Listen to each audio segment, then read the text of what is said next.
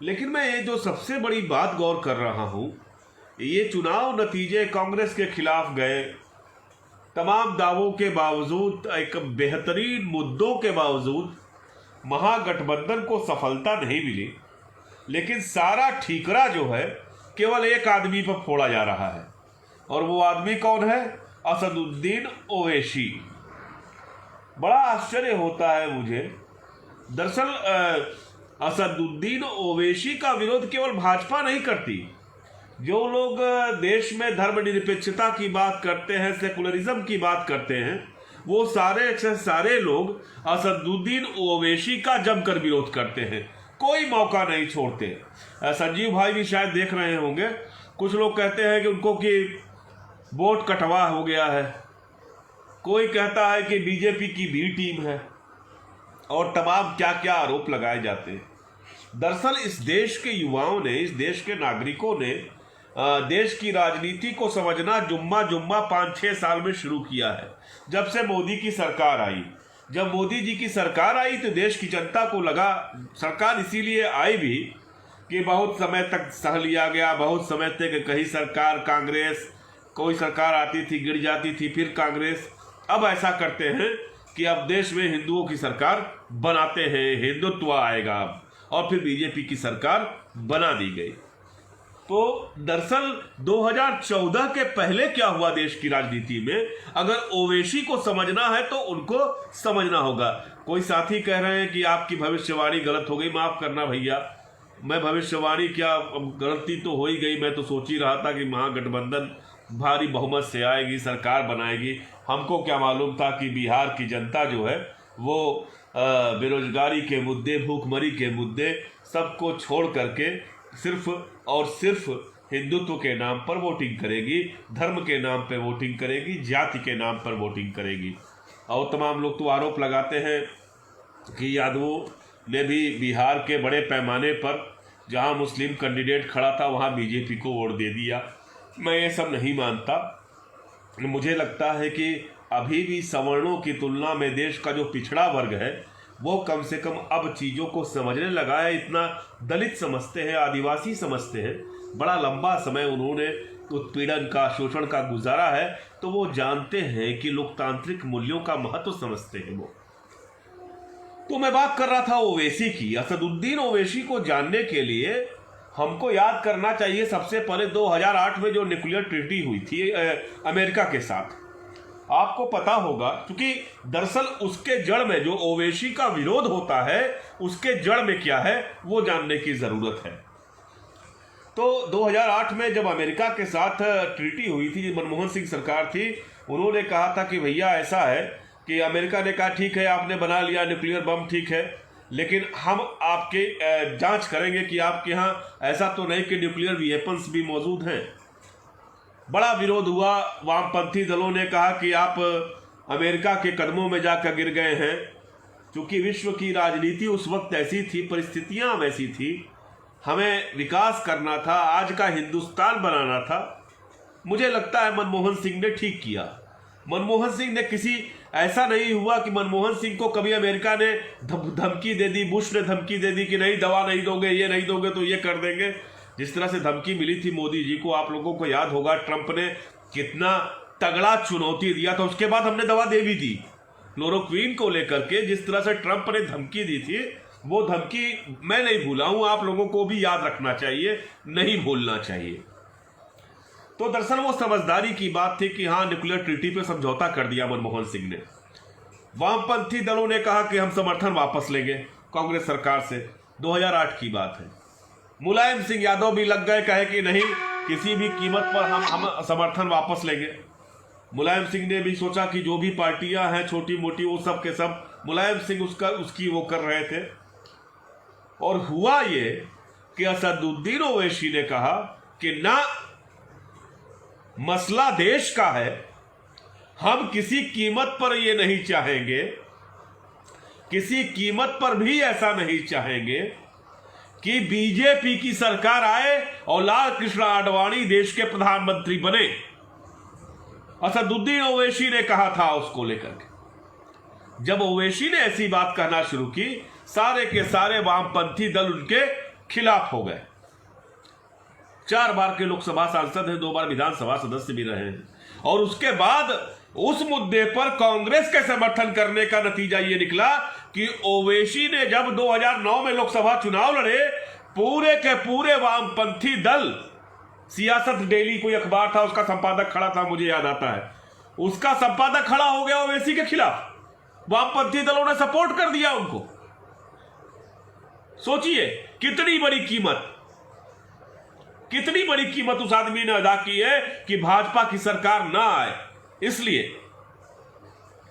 इतना जहीन आदमी, पढ़ा लिखा, लंदन से पढ़ा हुआ है, उसके अलावा उसकी आप कभी बॉक्सिंग रिंग में उतरते हो ओवैसी को देखिए, कभी जब वो बहस करता है तब देखिए।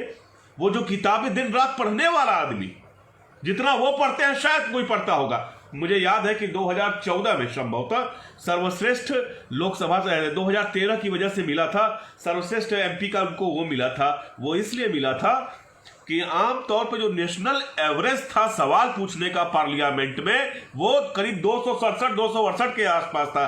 1068 सवाल पूछे थे ओवैसी ने पूरे सेशन में, 1 साल के अंदर 1068 सवाल पूछा था उन्होंने। सोचिए उस आदमी को कितनी फिक्र होगी।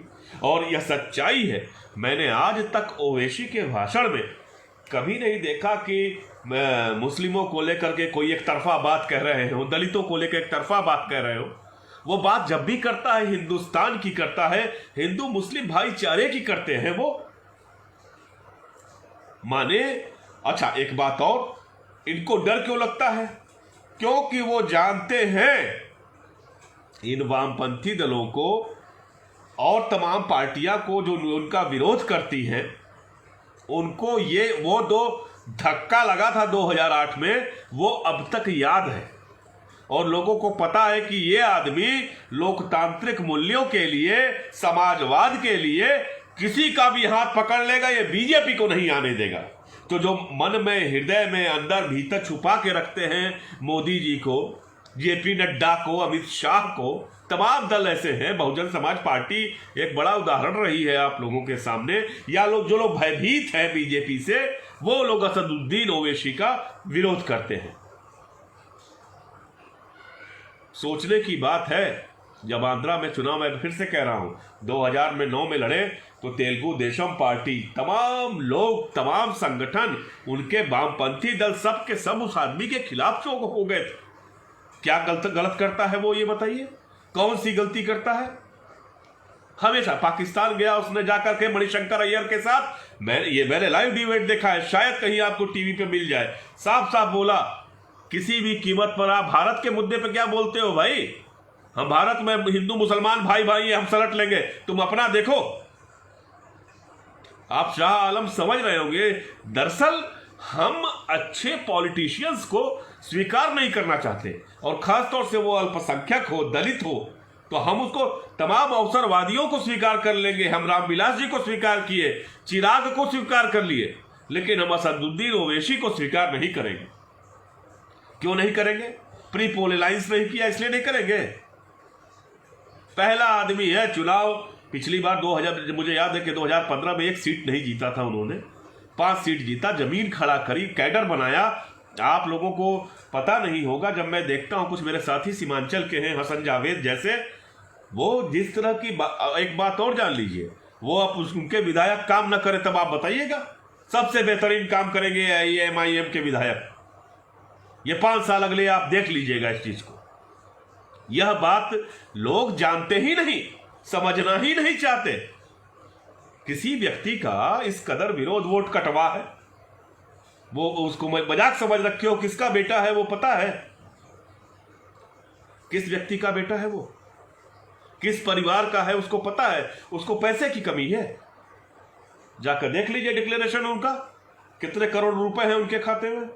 वो पैसे के लिए चुनाव नहीं लड़ रहा, उसको अपना व्यवसाय नहीं चलाना है। एक आदमी कोई कह रहे थे, कोई मुस्लिम भाई कह रहे थे कि व्यवसाय के लिए अपना वो ये सब कर रहे हैं। कौन सा व्यवसाय? बिहार जैसे गरीब राज्य में कौन सा व्यवसाय करेंगे? पहला आदमी है, चुनाव का नतीजा घोषित हुआ, राजद से साफ साफ कहा कि नहीं, मैं महागठबंधन, लालू जी मैं आपके साथ खड़ा हूं। लालू जी मैं आपके साथ खड़ा हूं, लेकिन यह मत सोचिएगा कि डर के खड़ा हूं। इसलिए खड़ा हूं क्योंकि बीजेपी सत्ता में ना आए, इसलिए खड़ा हूं। और वो आदमी संगठन खड़ा करना जानता है। उत्तर प्रदेश में भी पिछली बार विधानसभा चुनाव में उनकी आपने देखा था क्या स्थिति रही थी। लेकिन देखिएगा, अगर यूपी में कल को ओवैसी सीटें जीत के ना ले आए तो कहिएगा आप हमसे। अब तो उनकी पार्टी का और विस्तार होगा। सीमांचल में 5 जीते हैं, अगली बार विधानसभा चुनाव होगा 25 जीत जाएंगे वो। तो ओवैसी की राजनीति को समझने की जरूरत है। उनके लिखे लेखों को पढ़िए, आप उनके भाषण सुनिए। आप कहीं से भी आपको नजर आता है उसमें सांप्रदायिकता का अंश आता है, कहीं में भी उनको चालाकी नजर आती है, कहीं से आपको ये लगता है कि वो भाजपा, माने ये तो अति है यार। जिस आदमी ने अपना पूरा करियर दांव पे लगा दिया भाजपा के विरोध के लिए, पूरी राजनीति उसके भाजपा के विरोध पे है, बार बार बार बार तमाम तरह के विरोध उसका। ये क्या है? मुस्लिम है इसलिए भाजपा के साथ चला गया, चुनाव में खड़ा हो गया दूसरे राज्य से आकर के, इसलिए वो भाजपा के साथ चला गया। ये इस किस्म की राजनीति नहीं करनी चाहिए, ये गलत बात। वो बिल्कुल अलग टाइप का ऐसा मैंने देखा ही नहीं पार्लियामेंट्रियन। पार्लियामेंट में जब वो बहस करते हैं तब देखिए उनके बात कर। एक बात और बताऊं जो शायद आप लोगों को नहीं पता होगा, तमाम पार्टी के राष्ट्रीय अध्यक्ष ऐसे हैं कि अगर आप उनसे मिलने की कोशिश करिए तो आपको लगेगा कि अरे भगवान कैसे मुलाकात हो जाए।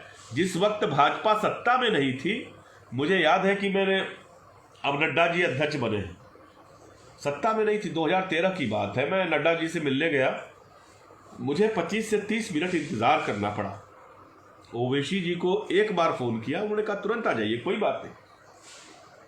तो यार बड़े कहने की बात है, वो इतना सुगम है, उसके कंस्टिट्यूएंसी के लोग इतना जल्दी आसानी से मिल सकते हैं।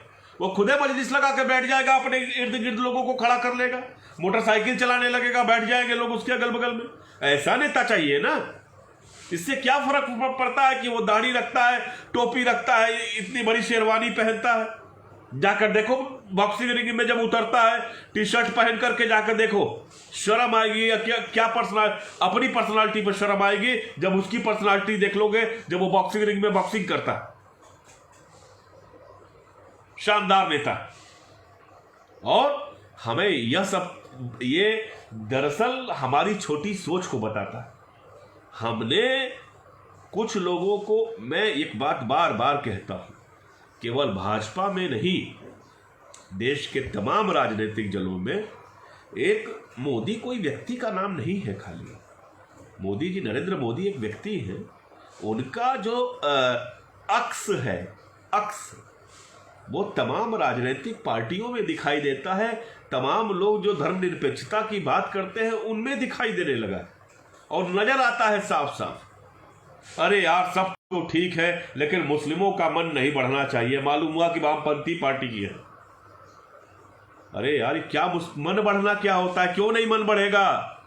क्यों इस देश के हिंदुओं का, इस देश के मुसलमानों का, जो इस देश के स्वतंत्र नागरिक हैं, इस देश की नागरिकता ले रखे हैं, उनका मन क्यों नहीं बढ़ना चाहिए? आजाद भारत के हिंदुस्तानियों का, जिसमें हिंदू मुस्लिम सिख ईसाई सब है, मन क्यों कर नहीं बढ़ना चाहिए? मन बढ़ा के रखना चाहिए, मन को छोटा करके नहीं रखना चाहिए। बढ़ने दो मन। असदुद्दीन ओवैसी का आज देखा कि टीएमसी का कोई बोल रहा था, एमपीए की विधायक है कि प्रदेश अध्यक्ष है, वो बोल रहा था कि ओवैसी बीजेपी को वो कर रहे हैं। क्या किया है तुमने? हम नहीं जानते हैं, नहीं बोलते हैं टीएमसी के बारे में। तो क्या सोच रखा है तुमने? ममता बनर्जी, यह सच्चाई है, बीजेपी नहीं है, लेकिन यह सच्चाई है पूरे बंगाल में। अगर उनकी पराजय होती है तो केवल इसी वजह से होगी। दरअसल वो मोदी का रीमेक है। अगर जिस तरह से मोदी जी हैं यहां पे केंद्र में, उसी तरह से ममता बनर्जी है, उसी तरह का व्यवहार कर रही है, उसी तरह की चीजें कर रही है। जो उनकी पार्टी का समर्थन करे, वाह वाह वाह वाह वाह वाह, जो विरोध करे लगा दो अपने कैडर को उनके पीछे, जीना मुहाल कर दे उसका। सारी सुविधाएं उनके लिए है जो टीएमसी के समर्थक हैं। क्यों नहीं अराजकता मचेगी? जनता कब तक बर्दाश्त करेगी भाई? गलती तुम्हारी है, उसमें असदुद्दीन ओवैसी क्या कर लेगा? एक आदमी के खिलाफ ऐसी राजनीति नहीं होनी चाहिए। यह बात ठीक नहीं लगती, यह बात सही नहीं है, बिल्कुल सही नहीं है। उस जहीन पढ़े लिखे आदमी को देश को सुनना चाहिए। असदुद्दीन ओवैसी बेईमान नहीं है। और मैं बार बार कहता हूं, मुझसे ये नहीं सोचना चाहिए कि मैं किसी पार्टी का समर्थक हूं, बिल्कुल नहीं हूं।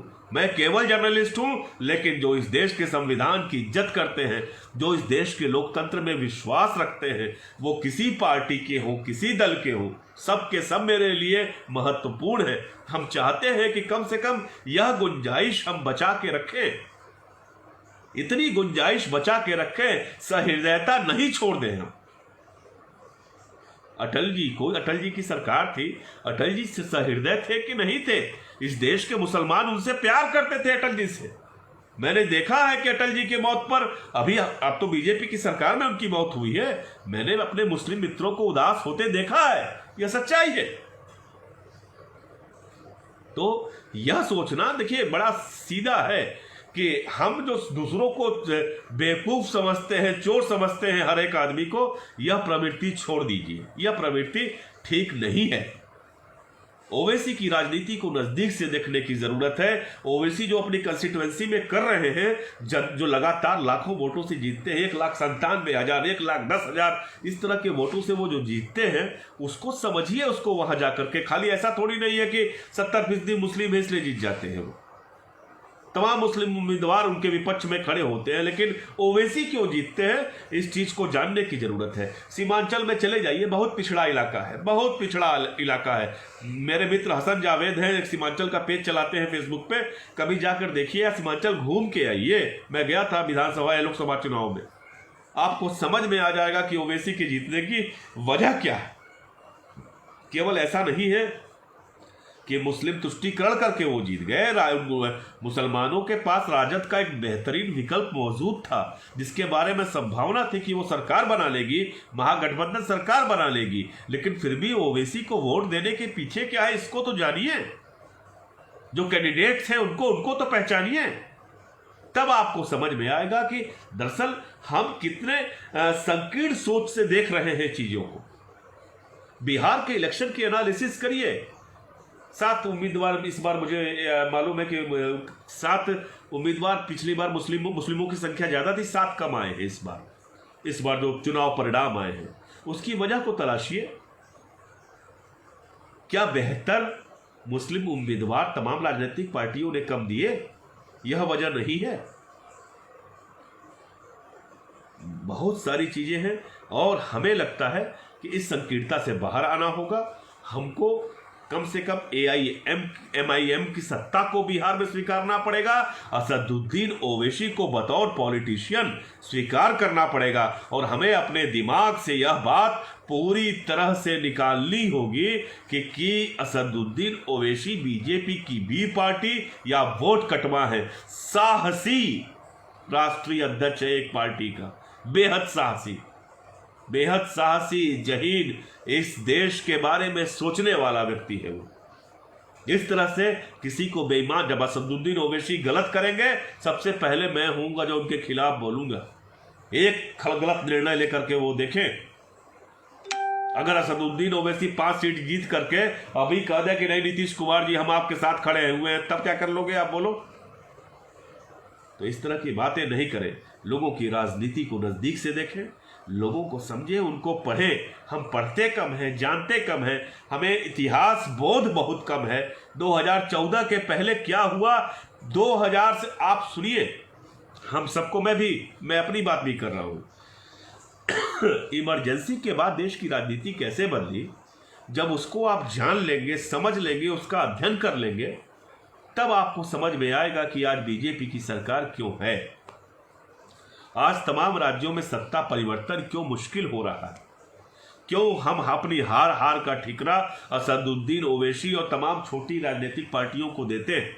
ये हमें समझ में आ जाएगा। हम सबको पढ़ना होगा, जानना होगा। राजनीति ये केवल 6 साल में नहीं बदली है, मोदी जी के आने के बाद नहीं बदली है, गुजरात दंगों के बाद नहीं बदली है। ये पिछले 30 सालों से, कम 30 सालों से 30-35 सालों से लगातार चीज़ें बदल रही हैं और हमको उन्हें जानने की कोशिश करनी चाहिए। तब हम समझ पाएंगे कि AIMIM का क्या महत्व है, तब हम जान पाएंगे कि ओवैसी की पॉलिटिक्स क्या है, तब हम जान पाएंगे कि वामपंथी दलों और तमाम पार्टियों में ओवैसी के विरोध की वजह क्या है। और इस बात को कहने में मुझे कोई भी ऐतराज नहीं है कि ओवैसी के खिलाफ माहौल बनाने का काम देश की वामपंथी पार्टियां कर रही हैं और ये 2008 का बदला ले रही है। यह सच्चाई। आप सबको धनतेरस की ढेर सारी शुभकामनाएं। दिवाली सादगी से मनाएं। देश तो बहुत उल्लास में है। धनतेरस को दिन मैं गया था, अभी बाजार से लौट रहा था, ऑफिस से आते आते देर हो गई, तो देखा कि बहुत सारी भीड़ थी तमाम दुकानों पर। लेकिन मैं सोच रहा था कि ये भीड़ कौन सी है, शायद लोगों को पैसे मिल रहे हैं, लोगों की आय बढ़ी है, मैं नहीं जानता कौन सा फेनोमेनन काम कर रहा है, या फिर धनतेरस का जोर इतना है, हम लोगों के पास परंपराओं का इतना दबाव है हम लोगों के ऊपर। इस दिवाली में कई करोड़ फूंक जिए जाएंगे देश में, लेकिन सच्चाई है कि लोगों के पास खाने को नहीं है, लोगों के पास पहनने को कपड़े नहीं हैं, रोजगार नहीं है। बिहार में जहां अभी चुनाव खत्म हुए हैं वहां हालात बेहद बुरे हैं, बेहद खराब हैं। हम फिर मिलेंगे आपसे। आप सबने समय दिया, आप सभी का बहुत बहुत धन्यवाद। नमस्कार।